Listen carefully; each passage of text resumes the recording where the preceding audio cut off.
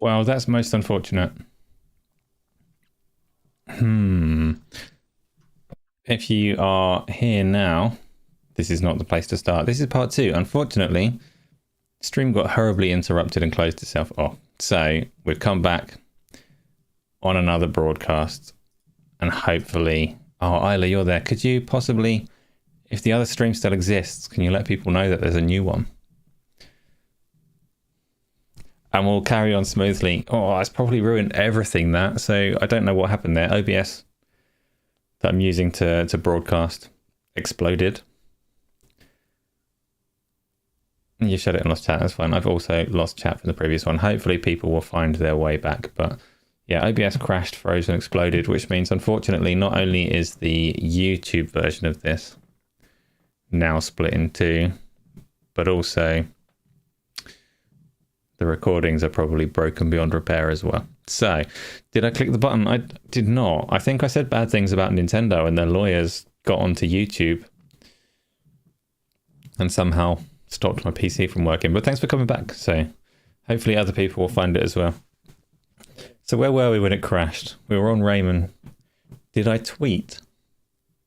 I've not tweeted again since the stop-start. I panicked. I panicked that everything had gone wrong. I scheduled another event and got live as soon as I could.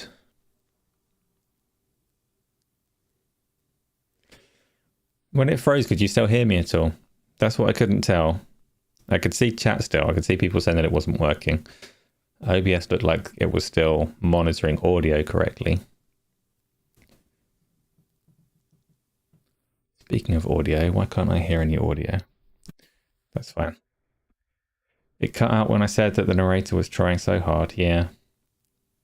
And then I grimaced, and here we are. Yeah, and I went dead for everybody. It's unfortunate.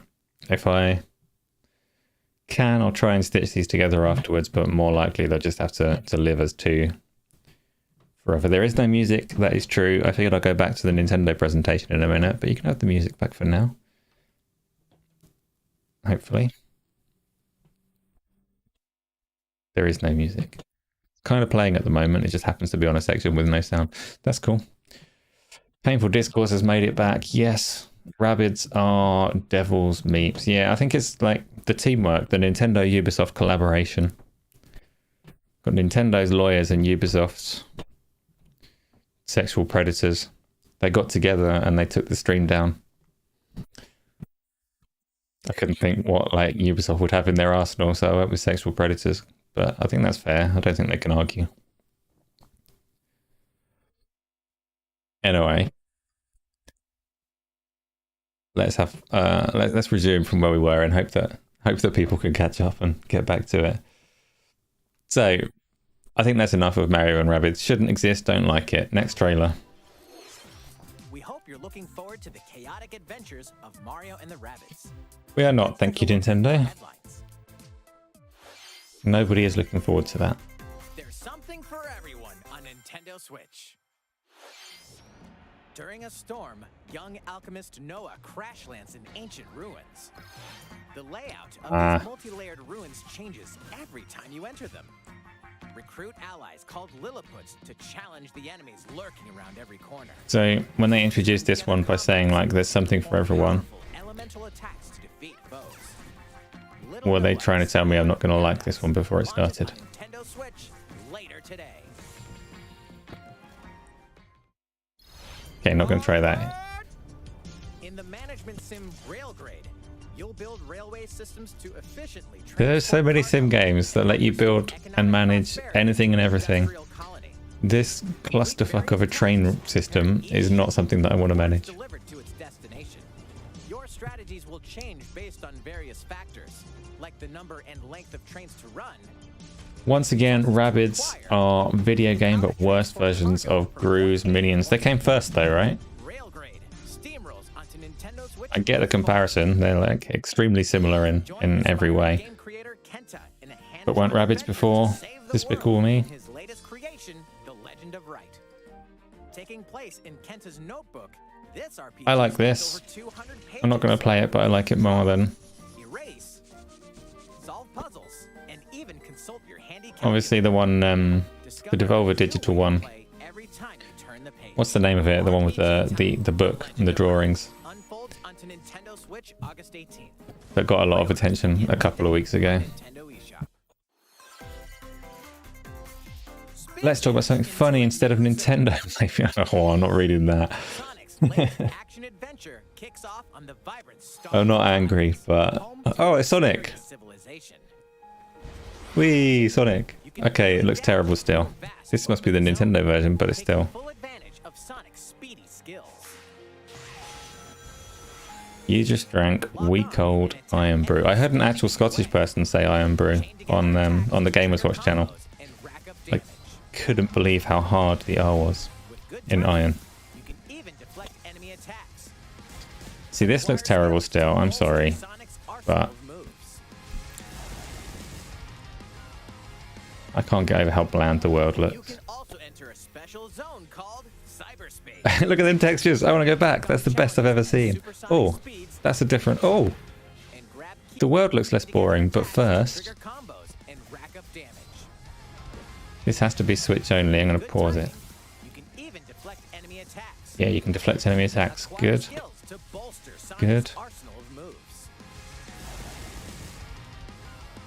And show it, show it, show it. No, that's not it. Special zone called Ow! How did that make it into an official trailer? Look at it. Boba Fett Gaming, welcome along. This is part 2. My stream had an unfortunate mishap. It fell apart. But we're going through the Nintendo Direct right now. You can like Monty Python. Some of the jokes from Monty Python probably need to stay in the past. But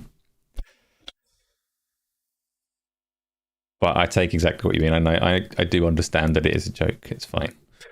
Connor's here as well. Welcome along. We're looking at Nintendo Direct at the moment. We're admiring this fine texture work in Sonic Frontiers or whatever it's called. Have you ever seen such a beautiful, mossy... I don't know what that is. It's looking bad, but... Yes, Tony, but... That's one that can stay, Wayne. Right before I paused it and went back to look at this wonderful brick, suddenly Sonic was in like a world that looked colourful. So now I'm suddenly like, oh, what's going on here? Let's see. take on challenges at super So this still looks fairly bland, but this looks like Sonic. Where did this come from? to progress. And then it goes back to frickin' ugly mode. What awaits Sonic on these strange islands? Yeah. Sonic Frontiers. Still not enthusiastic about it, but I'm very pleased to see like some parts of a Sonic game that look like a Sonic game. Live magically Special alongside zones? your What- Disney and Pixar friends. Special zones is fine if you spend a lot of time in them, rather than in that Dreamlight like Valley super was bland once an world. idyllic land where Disney and Pixar You've all got characters COVID. until the forgetting turned this dream into a nightmare. Mild COVID, you're all like nice and comfortable. Help these iconic residents Disney. recover their lost memories and reveal the secrets that led you here. Bring the magic back to Dreamlight Valley in this mesmerizing life simulation adventure. Explore this I land's did not many expect diverse building at worlds, the onset of this forge lasting trailer. friendships with heroes and villains alike. Everyone you meet will have See, this is personal clearly a stories game to that's discover, not for me, adventures to complete. but Help 'em out by exploring. I don't giving begrudge them yourselves in like a Disney, forming other whatever the hell this is. In this world, you can be whoever you dream yourself to be. You're on day 6, so my wife had it fairly recently, and she got hit fairly hard and had it for like 2 weeks. Switch, September 6th. And I had the whole house to myself. What a wonderful time it was. I'm saying that because you can probably hear. Take these adventures with you on the go. You're home with back issues, going for a scan tomorrow. On July 22nd.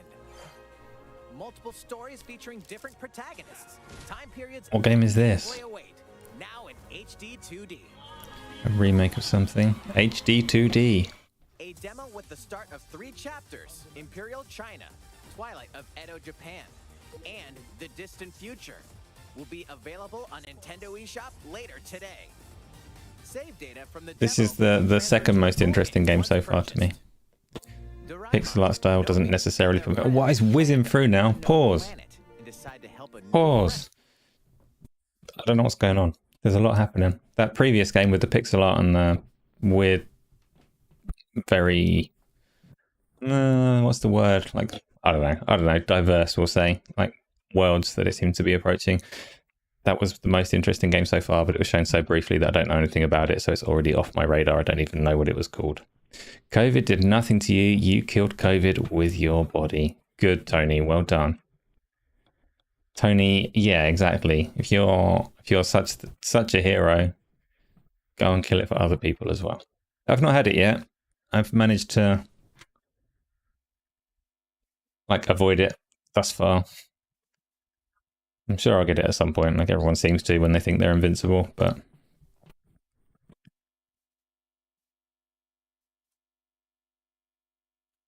right, next game. So we've got this one. I don't like this one. Fulfill his dreams. This looks like some Dora the Explorer farming nonsense. And tend to the animals. You can even use Doraemon's secret. See, there's some more people here that weren't here before. Tell me if you've seen Nintendo Direct or what you thought of it, or what you're thinking of it so far from what we're watching together. And with local play, you and a pal can build a ranch together. Doraemon, Story of Seasons, Friends of the Only that's an interesting take.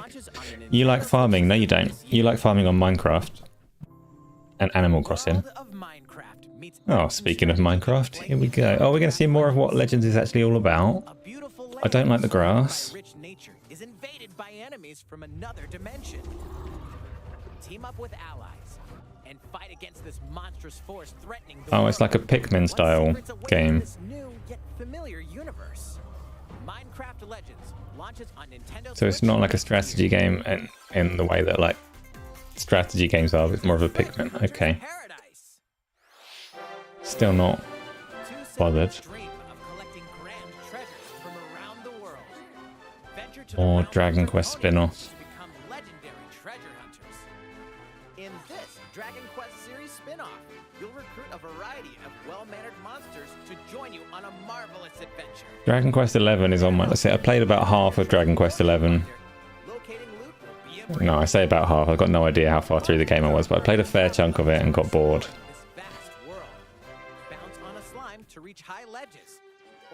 But it is a reasonably polished JRPG, so I might give it another go when I get back onto JRPGs. This is your first time seeing this Nintendo Direct. There's not been... Oh, you do like Pokemon, you weirdo. I insult you for your Pokemon likes.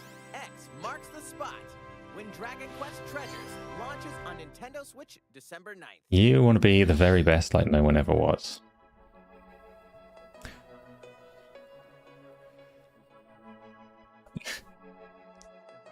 Oh, what was that? There was a game that was definitely not on Nintendo. It had too much grass. I want a Fire Emblem game. Obviously, it would be better for everyone if it wasn't on a Switch. We're doing like a real quick whiz through at the end. It must be nearly over. Let me have a look. It's not that nearly over. Cloud version of Plague Tale. That makes sense.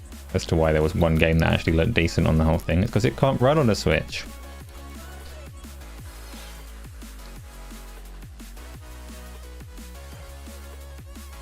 This is too fast.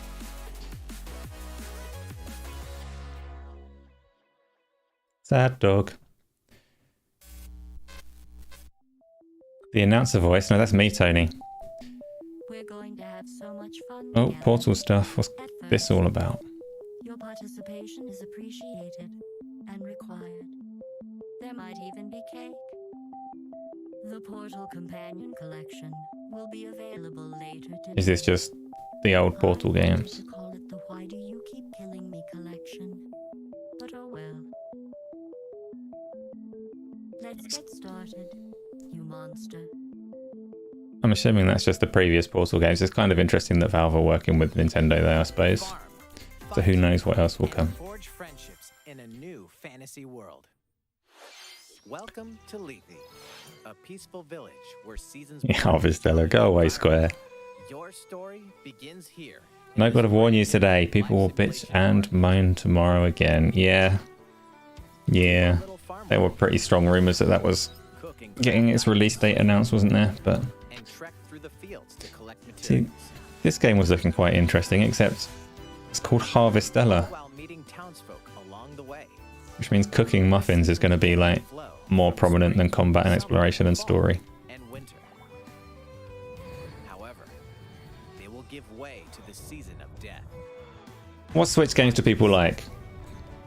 We all know that I'm not like massively a Switch player, but what are the best games on Switch if I were to try and find some to play?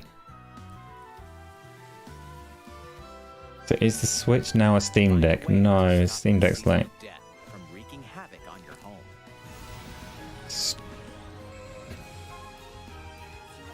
a fair amount more powerful than a Switch, right? But still, like I say, I don't do handheld, so I don't care for either of them. I'm consistent in that. I'm not one of these that's like, oh, I hate handheld gaming until it's not Nintendo. I have no interest in the Steam Deck either. So many people ask me, like, when am I getting my Steam Deck? What am I going to think of it? Not getting a Steam Deck. Don't care.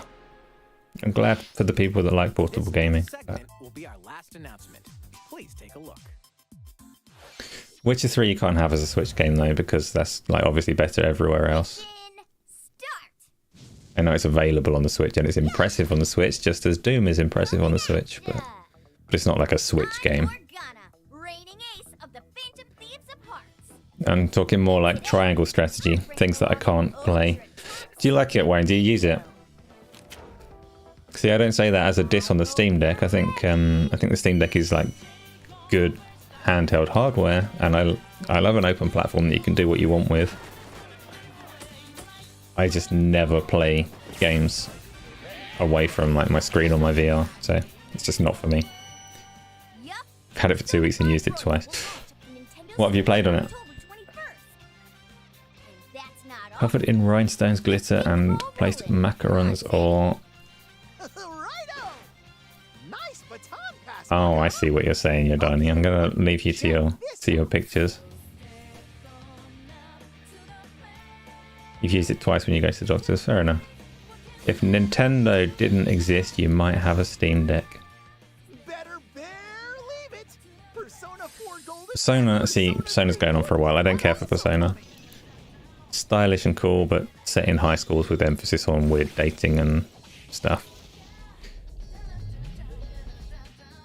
I tried to play Persona 5. I got a fair way into it. The first of its like castle things was quite fun, but when it got into the game proper, it was all sorts of boring. Thank you for watching. What shall I do today? Go and do research in the library, or go and do the extremely boring generic dungeon, or go and try and date someone? None of the above, thank you, Persona.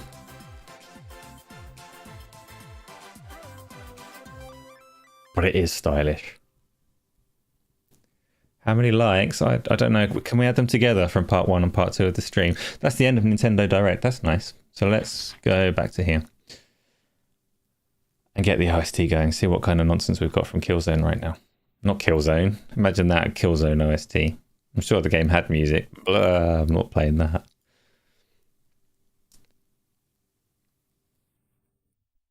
$15? No. That's not true. There's not been 15 people come through since I restarted the stream. So, that was Nintendo Direct. For me, being the massive Nintendo fan that I am, Monster Hunter, the very first game shown, was the only one that was, like, remotely interesting, I think. And Monster Hunter is available on the PC. It got some criticism because the PC version is apparently, like, not any more accomplished than the Switch version in terms of being able to crank it up to look nice. You did like, cool. You liked the Persona game. Persona games are really popular. Like, they've got fans that adore them. I wouldn't say that it's got like a massive following, but it's got a passionate following. People adore it. Monster Hunter needs to be on Xbox. I mean, that Monster Hunter game's not even on PlayStation, right? The two most recent ones, which is a weird choice.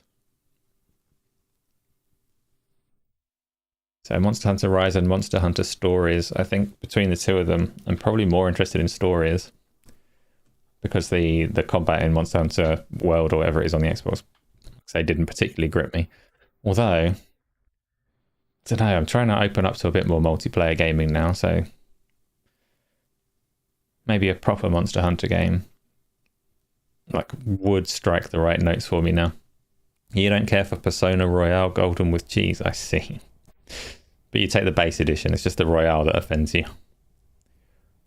What color Power Ranger would you be? Wait, why isn't there a Mighty Morphin Power Rangers RPG game where you can make your own Power Ranger? I am sad that you answered purple, because I would have been able to give that answer before you said it, Connor. Of course, purple. I'm not sure if there's ever been a Purple Ranger. I'm not a Power Rangers person, really. But obviously it is the color that Connor would go for. Right. Where are we? Oh, it's 10:30. Should be wrapping up soon, but there was one more topic on the list. And that was a little bit about FSR and 4K in general, which might be, I don't know how interesting that's going to be. What we were thinking about FSR2, is that an exciting topic? So for anyone that doesn't know, it's had a little bit of buzz on the Xbox scene in particular, because it's just been like formally added to the Xbox development kit so that it's easy to access for people developing games for it. FSR2 is an AMD technology and an open GPU technology, so it works on everything. PC, AMD and Nvidia side, it works on PlayStation 5, PlayStation 4, Xbox One, Xbox Series, all the rest of it, but essentially it's upscaling technology. Tony, you need me to stop going to the Fight Club. It's starting to show on my nose. I will not do that, Tony. My nose, if I stop going now, it's doomed to be this shape forever. If I keep going, someone might accidentally fix it. So, but thank you for the kind words about my nose. Yeah, so FSR is upscaling technology. Let's start with the 4K trend in general. So 4K became like a really almost a buzzword in the last generation when the PlayStation 4 Pro and the Xbox One X came out. And those refreshed consoles pretty much existed to sate the audience of people with 4K screens, because the PlayStation 4 and the Xbox One couldn't touch anywhere near it. But they both, Sony and Microsoft, wait, do I drink milk like Homelander does? Definitely not. Distract, right. Yeah, so between Sony and Microsoft, they both pushed 4K in their marketing very heavily to kind of ride the wave of 4K TVs, because it was a significant upgrade from the 1080p ones. And Sony pushed their dynamic 4K, where dynamic was essentially a substitute for not, but it sounded cooler, so they pushed dynamic 4K. And Microsoft countered it with true 4K, and it became like a point of bickering and differentiation for console fans to argue about. Tony, that 4K thing, no games were on Xbox One X or PS4 Pro, were there? There were 4K games on both actually, but definitely more on the One X. There definitely were some 4K games. They were good enough to run the previous gen games, particularly on the Xbox One was good enough to run some of those games in 4K. The problem is 4K in general, it's like it requires 4 times more graphical power, as it were, to push a game into 4K. And that's not necessarily good use of that resource, because you can do a lot more. If you're trying to make a game look pretty, putting all of that work into resolution isn't necessarily the best way to get a pretty image.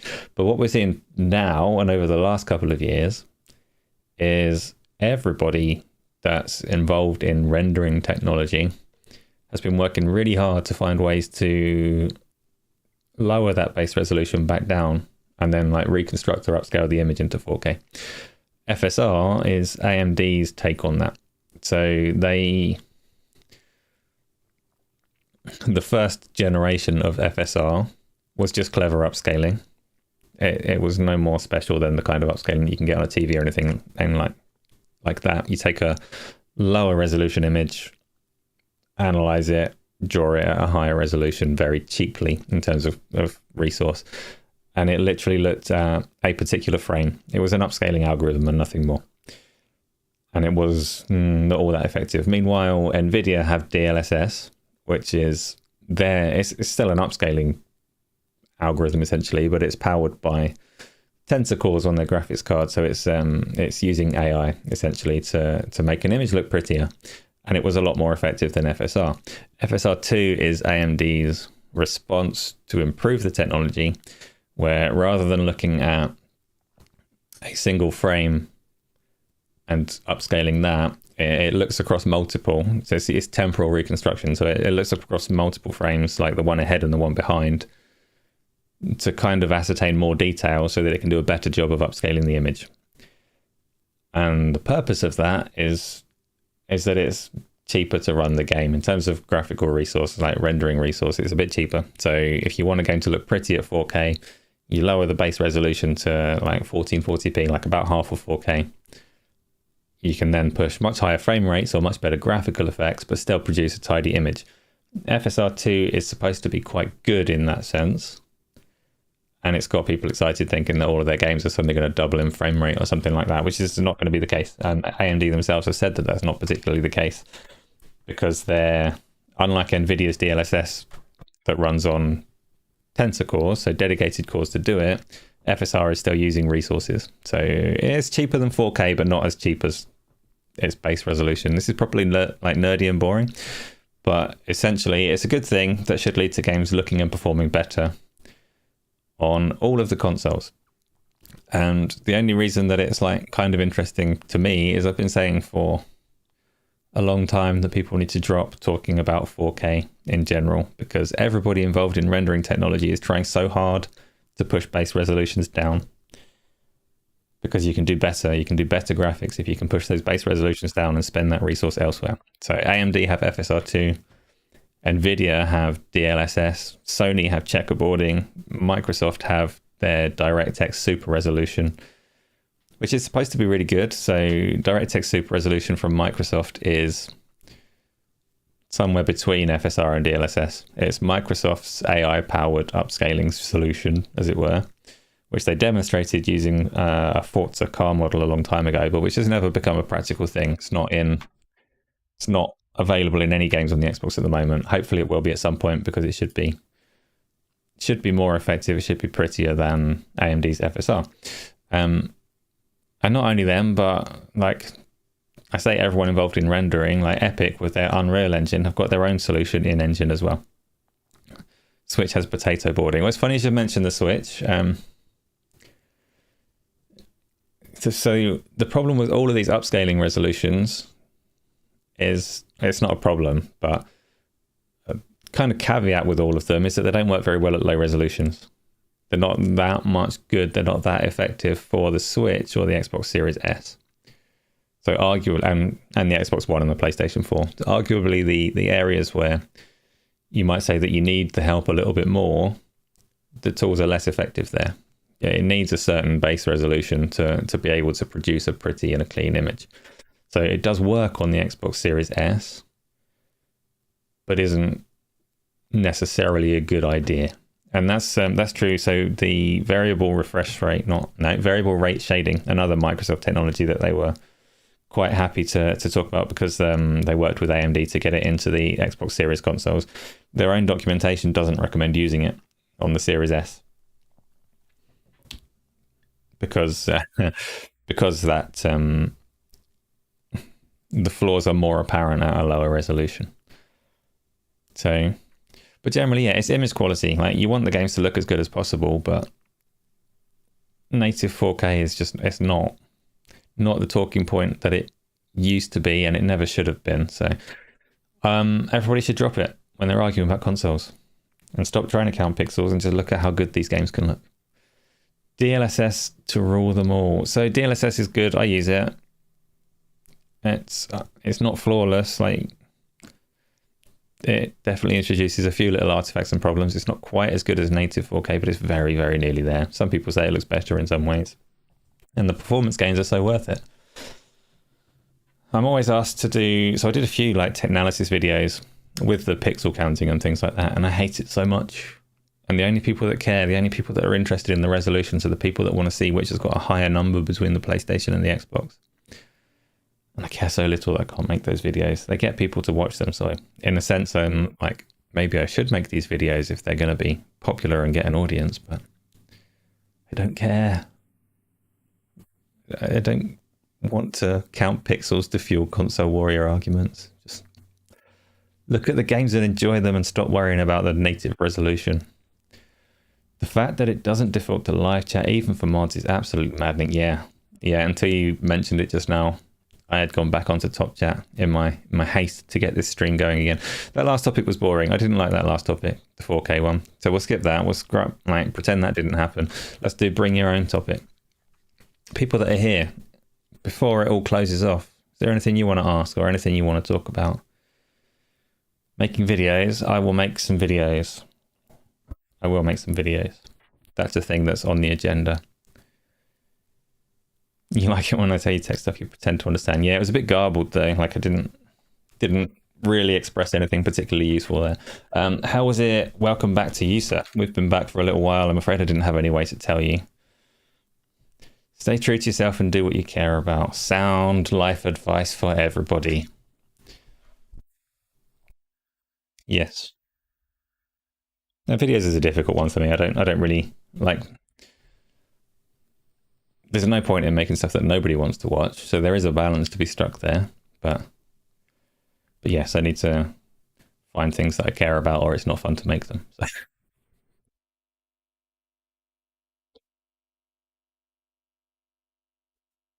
That is a good drink. It's Timmy was right. Follow Isla Drummond on Twitter for all the Acer updates that I'm too shy to tweet. Oh, thanks. I do like. Is shy the word? I don't know. I'm a massive introvert and I don't like to post too much. So yes, following Isla is probably useful if you're trying to keep up with what I'm doing. Does this Twitter handle tweet saucy things? You mean does she retweet Gaz's source videos? Probably.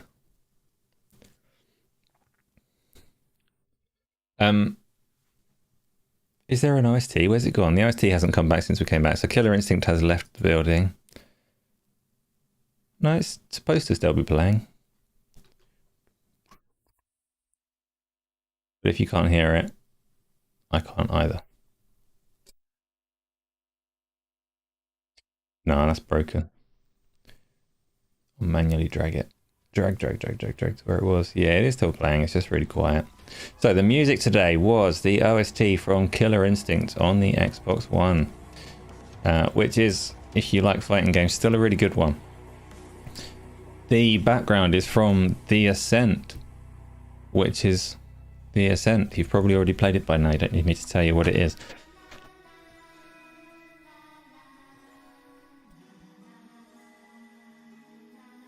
Make Gaz scream less. I cannot. Some people have been saying that to him and he has taken it on board, but I don't know. There's equally an audience of people that enjoy Gaz's screams, so he's in a difficult position there. Your Twitter account is actually a mess. Ha ha ha ha. Good. Gaz screams. I think this OST is Gaz. This sounds like Gaz's random humming and singing. It's supposed to still be Killer Instinct, but I have no idea what I'm hearing. Has it gone back to Klonoa? Did it crash because of the OST? No, that's still saying Killer Instinct. I'm so confused. No, okay, now it's getting back to what I was expecting. You don't mind Gaz screaming. Tony likes waterfalls. You don't know that might be true. Thoughts on 343 Studio? You're genuinely concerned. What's the latest? What have 343 done this week? They said it's the melee issue, isn't it? They said that melee combat's still broken. We're really sorry about that. The team that know how to fix that or should be working on that are busy working on something else. I was actually, there's truth and there's PR, and I was really surprised that they came out and said we haven't fixed that issue yet because Dave's working on co-op, so you know he's been assigned a different ticket and maybe in 6 months he'll come back and fix the fundamental issues you're having with combat. Yeah, 343 is a sad situation. Like Halo, they've got certain things really good. Some fundamentals are clearly really good in the combat and the multiplayer, and people do like it for that sense. But content, they delayed it by a year, still had no content, and launched with no capability to run a live service. And how that happens in an industry that has experience with live services, that studio should have experience with live services. They ran the Master Chief Collection, so they've already had their full start. They've already had their "it's my first day on a live service." It's hard to like turn the other cheek and speak well of them. It should be better than it is. And I'm firmly in the like bitter that they went the free-to-play route camp for the multiplayer side of it. I don't know why they felt they need to pull it out when it was already going to be played by loads of people anyway, because it's obviously on Game Pass. Obviously you get even more people if you go into the free-to-play model, and it's a fine way to justify charging more for horrible cosmetics. But Halo is overall a disaster. It's quite funny because the campaign, everyone's like really quick to credit Joe Staten for fixing the campaign. Campaign looks a little bit better than it did in its first showing, but if you go back to that first showing that everybody hated, beat for beat, that exact mission is in the final game, and it's one of the best parts of the final game. What did they fix? They changed the lighting a bit and launched the game in that state. So yeah, problems at 343. You won't defend them, but people should chill out. Yeah, that's that one thing that Halo does get is too much attention. I know it's Halo, and I know we've all like grown up with it and love the IP, but typically if a game comes out and is disappointing, that doesn't warrant talking about for more than a week, let alone like a whole year or whatever it's been. So Halo gets an awful lot of talk. The studio, like, you can't easily defend what they have done with it, because it should definitely not be in the state that it's in. And I like the campaign. Like I said last year, Halo was probably my favorite game last year. The campaign was good to me, despite clearly recognizable flaws. There's a lot they could have done to make it more amazing, for sure. But I enjoyed the campaign. I had fun with it.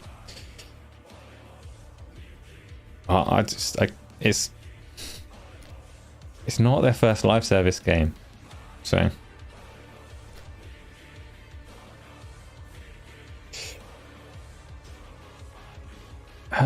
he cut out a lot of the fat in camping. What do you mean in camping? You mean from the multiplayer, or?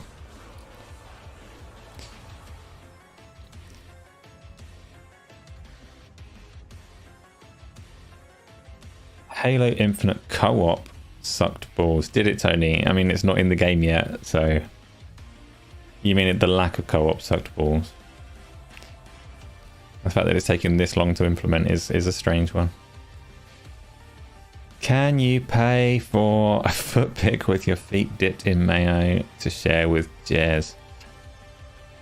Yodani, Tony, don't do it. Don't do it. Yodani's going to sell that on for a profit. Talk to Jez directly. Sorry, Yodani, to sabotage your masterful scheme there, but I see what you're up to. Tony can talk to Jez and get the full reimbursement that he deserves for his mayo-covered feet. Which is a strange turn and probably a good place to end the stream, unless anybody's got anything else that they're desperate to talk about.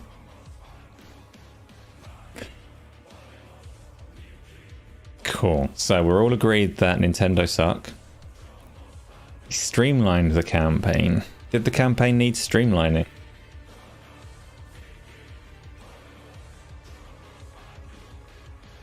I don't know. I found the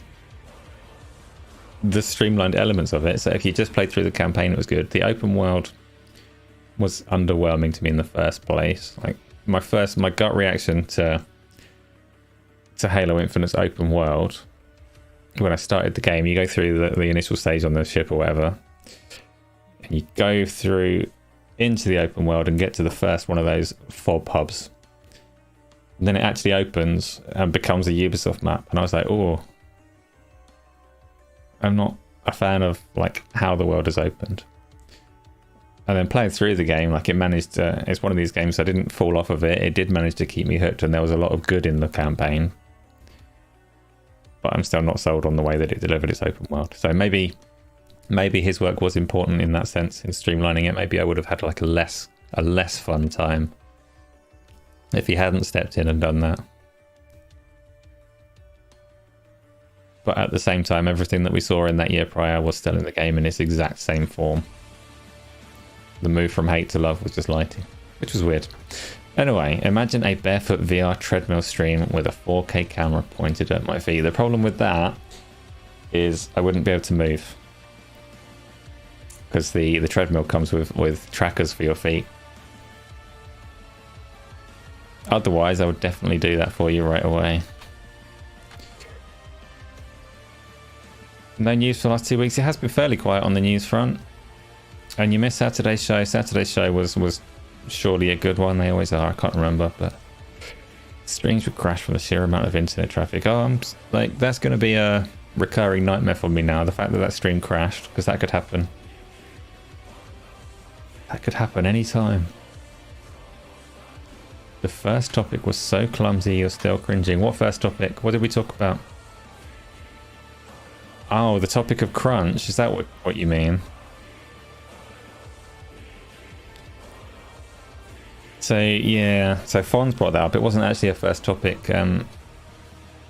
On Go Live on Saturday, there was some talk about crunch in the gaming industry,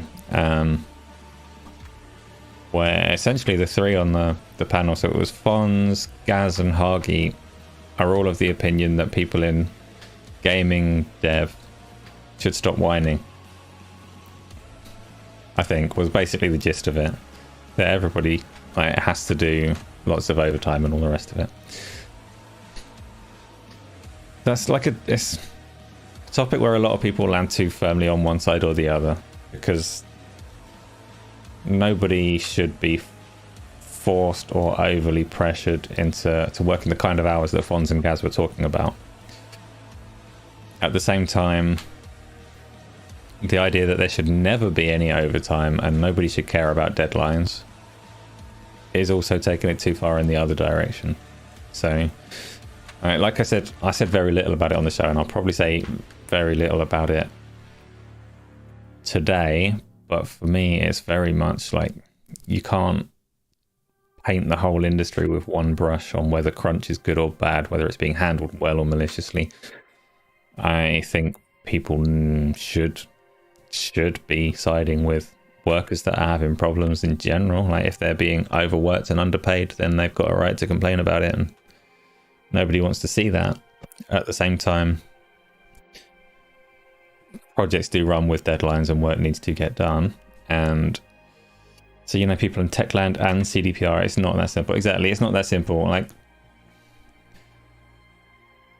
it very much depends how, like, on the employer and employee relationship. Some people are quite happy to work extra. Some people are making games out of love, and they want to put that work in even if nobody asks them. And some people are overly pressured and made to feel bad. Some people just want to go to work, do their job that they're paid for, and then they've got that guy sitting beside them who's working 20 hours a day because, I don't know, they're seeking good favor and whatever. Workplaces are awkward like that, and it's not strictly like, it's not exclusive to gaming. It does happen in all kinds of industries. Like obviously any software development, like boring stuff that I've been involved with, if you had a deadline, and you had to hit it. So your industry isn't much different. You've been working 6 days a week, 11.5 hour days. If it's long term, that's where people break.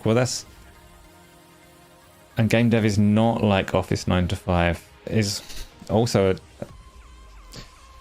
you could argue that it should be, right? It's because game dev is not like, it's never an emergency.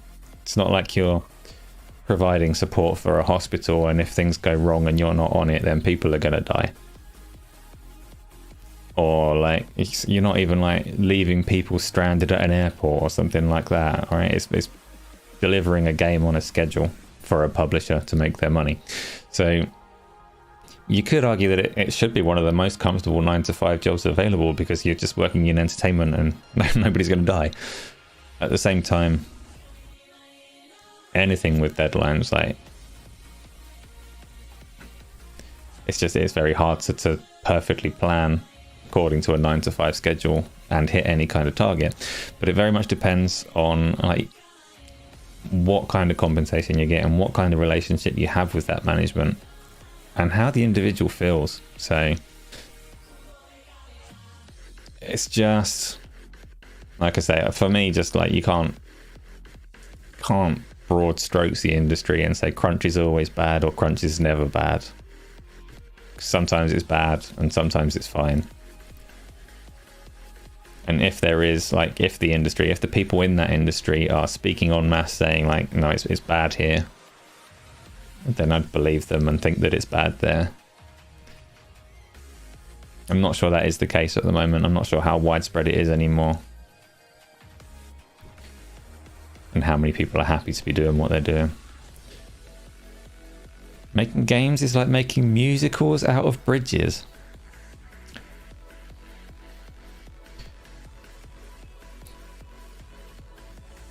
It's art and technology in one. Yes. It depends. Like the bigger games, art gets lost a little bit when you become part of like a CDPR or a tech band, like you say. Then it's probably art for some people in some roles, particularly at the top, and being part of a machine in other roles. But yes, it is a fusion of all of it. It is just games, so yeah, I don't fall firmly for or against anyone on that one. And how much they get paid, Tony? Well, money is a part of it. Obviously, money isn't everything to everyone. Like, extended crunch that ruins your life is obviously a problem. It takes away the choice. So Yodani's saying, wait, I'm gonna catch up on this.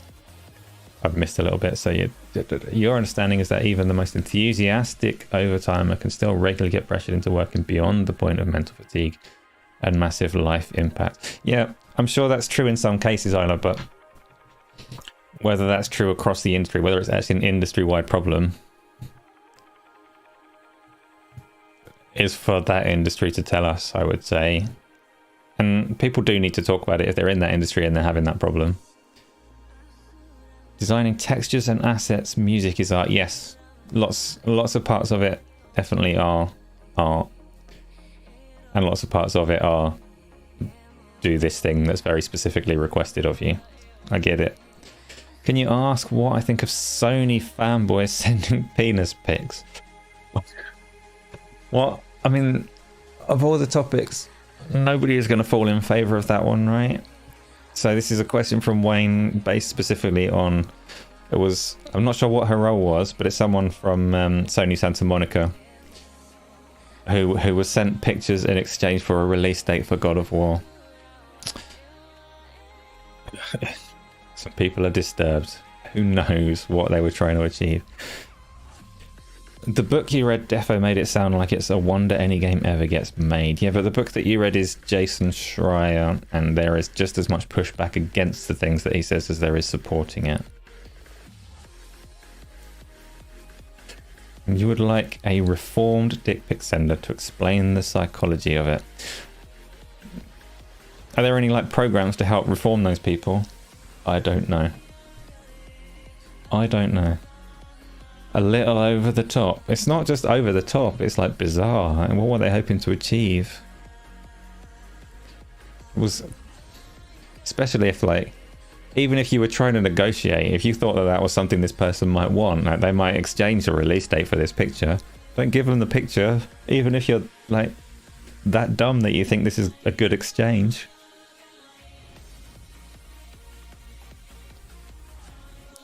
You have to like agree terms first and get the release date. Oh well. How does anyone know what Jason is reporting?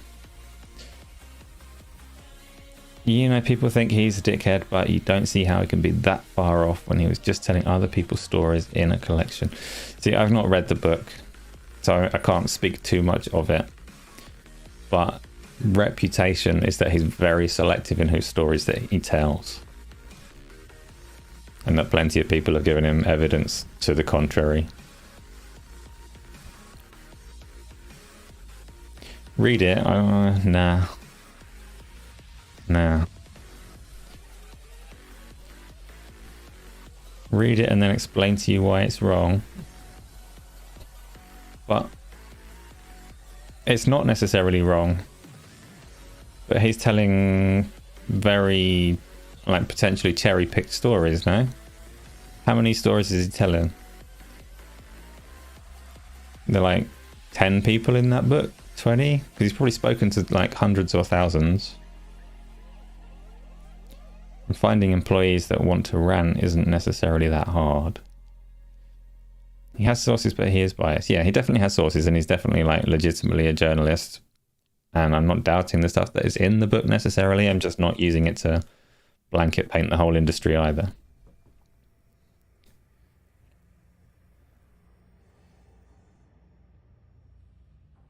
I wouldn't say that I hate his guts, but I also don't really feel like reading his book.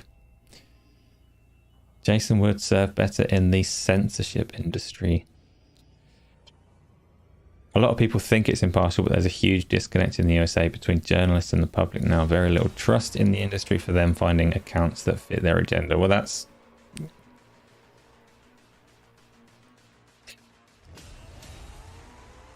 like... that's the impression that I get, and that's the feedback that everyone has on him. At the same time, when you talk about an agenda, like, there's no benefit to him apart from like his own fame and self-worth, I guess. But his agenda can't be that strong. Like, it's not like he is one of these game developers that's trying to make a better world for himself. So yeah, I wouldn't utterly like disregard what he said. And the industry, like, the problem, or not problem, but one truth of the game industry is that it's a very desirable job. So it's probably very easy to exploit people. It's likely that the industry has been like a harsh place to work because there's so many people that love games and so many people that want to work in them. And it's a sad truth that like a willing workforce is just going to be more, it's going to be easier to exploit. It just is. Xbox is a monopoly. Xbox has no games from the same guy in weeks. Is that Jason as well? I mean, his weird PlayStation bias is a strange one. When you position yourself as a grown-up in the industry and then take weird console war digs, it's not a good look. So I definitely agree on that one. But the communications workers of America have sent a letter in full support for Microsoft buying Activision and Blizzard. What's the communication workers like?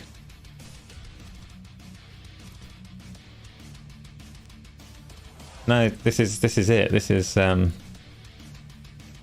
the bring your own topic section. Bring up whatever you want. It's fine.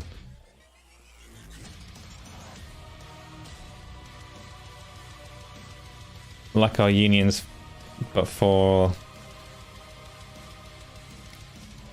what industry? How important are they, basically?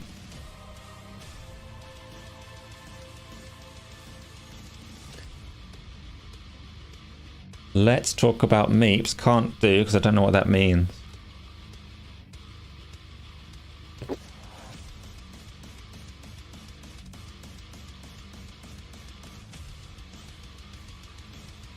You're not saying he's like a perfect journalist, you're just saying you're scared of it being so popular as dunk on him that you end up mocking people being exploited. Well, yeah, I'm definitely not there. And it's definitely true that people can be exploited in other areas, but yeah, when Gaz and Fonz were talking about it, it is a nice tankard, isn't it? It's like, it made perfect sense when I had Sea of Thieves in the background, less so with the Ascent, but I still like it. it's so the amount that Gaz works in his lawyering, like he definitely gets exploited, and it's quite sad. He was working till like midnight yesterday, and for that to be normal to other people, to me, doesn't make it okay for other industries to adopt it. But so this, so Wayne, this communications, whatever it was, workers thing is all software. Fair enough. I haven't heard anything of like opposition to it going through recently, so I think it's fairly safe to assume that it will do. So why did Gaz come across as a bit dismissive? Well, no, Gaz is dismissive. Like, he does it himself willingly because, I don't know, it's just normal in the industry that he works in. Same for Fonz. Like, Fonz is just used to working like that, so doesn't see a problem with it being like that in the games industry.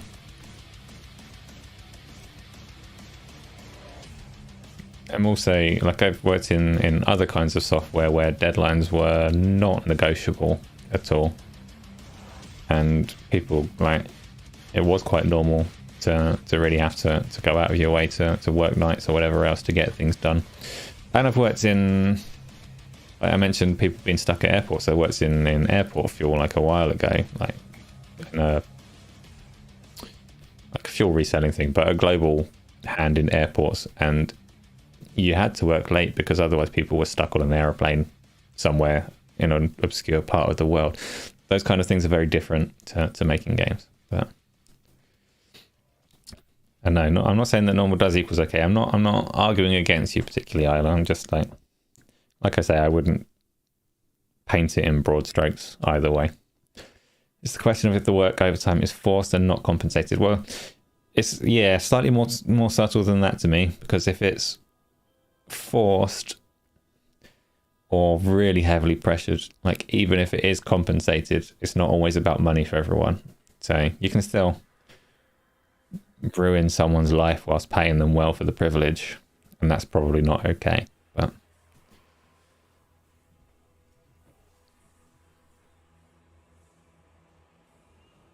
whether gaming is worse than other industries, like I say, the most likely cause is that so many people would love to do that job, so it makes it an easily exploitable workforce in that sense.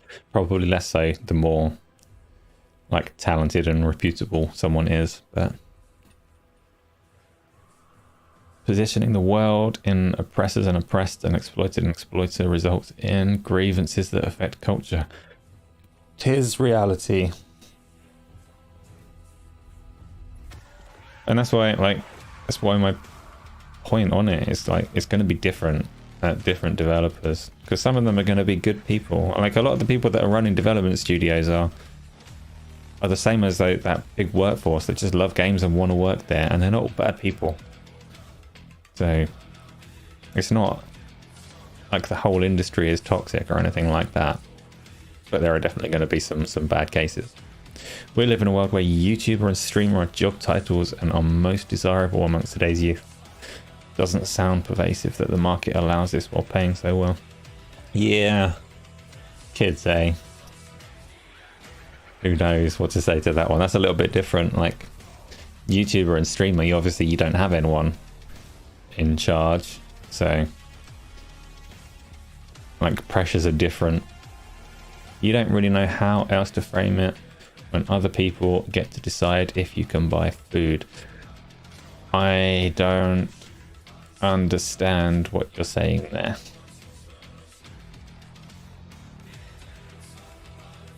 I don't think anybody working in the gaming industry can't buy food, unless you mean because they weren't allowed out of work before Tesco closed or something.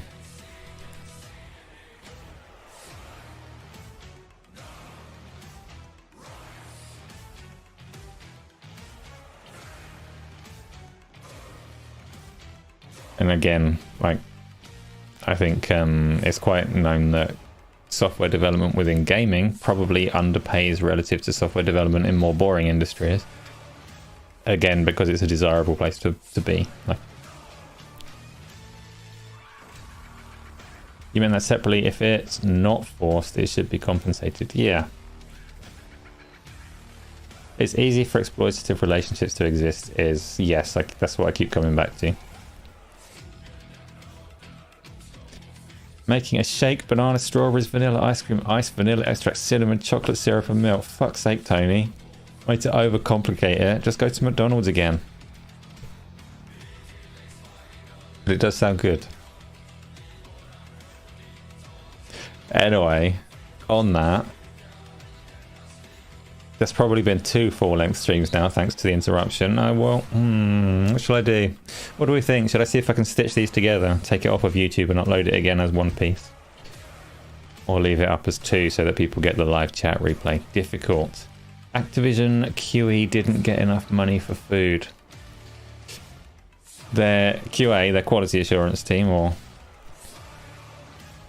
I mean, Activision's a whole special case. Everybody can assume that everything Activision do is evil. I'm assuming the Q is quality and the E is... Yeah, QA. Okay, cool.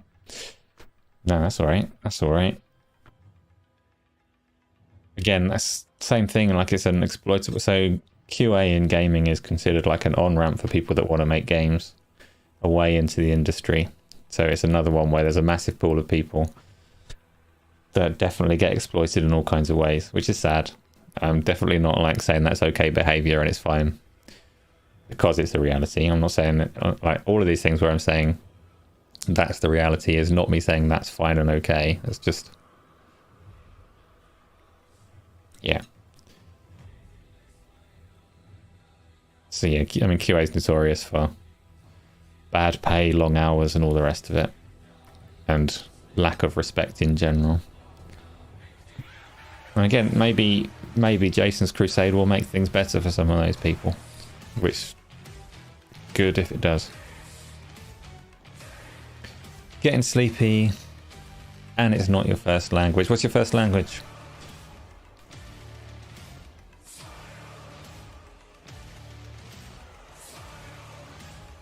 If you have an addictive personality and lonely, are sex workers in OnlyFans exploiters or girl bosses? I'm going to have to reread that one. Can't promise you that I'm going to answer it when I understand it. If you have an addictive personality and you're lonely, are sex workers on OnlyFans exploiters or girl bosses?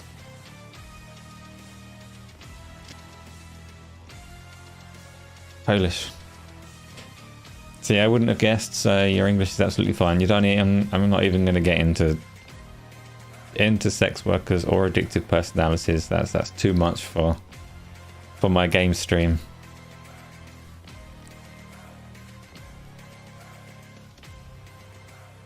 Tony's first language is Klingon. That's a lie, Tony. Your first language is Troll, and you know it.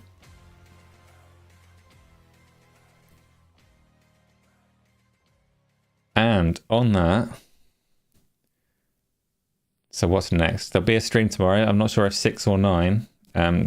Tony, you asked for that. What's the game called? Scott Pilgrim. Are you around tomorrow wanting to play that? Or will it be something else? Tomorrow's going to be another open stream, I think, that people can join in and play. Which means it could end up just being Fall Guys if I run out of inspiration. It could be Scott Pilgrim if Tony is available and ready to play it. Or it could be something entirely different. Which means I don't strictly know if it's going to be 6 o'clock or 9 o'clock. But it'll be on Twitch, so if you aren't already following me on Twitch, then please do that and you'll get a notification when it goes live.